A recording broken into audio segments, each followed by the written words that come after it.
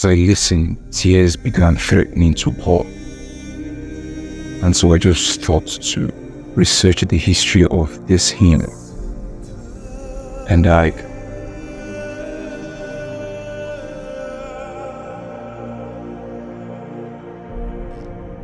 author of this hymn was a woman named Charlotte Elliott, and she was born in 1789. She was a lady with a very happy disposition and found interest in painting and writing verses. But as the years grew into her late 20s, her health began to fail, and by the time she was 30, she was completely bedridden, and the once happy and joyful lady had now turned despondent and depressed. 2 years later, a minister visited her home and helped her understand that at the core of that emptiness and despondency was the cry for a savior. He conveyed to her, "You must come just as you are, a sinner to the Lamb of God. It doesn't matter that you are an invalid, come as you are." She would remain on that bed for the next 50 years, but the strength she got from that meeting would see her through the years of physical suffering.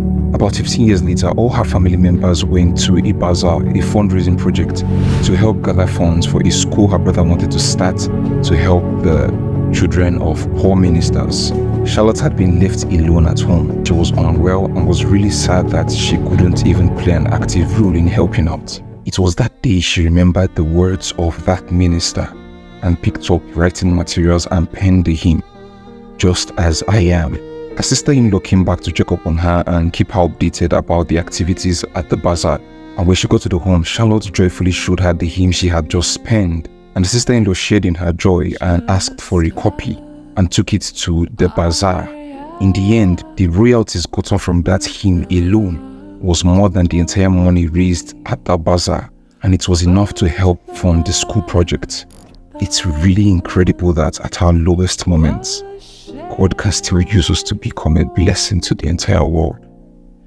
And that thou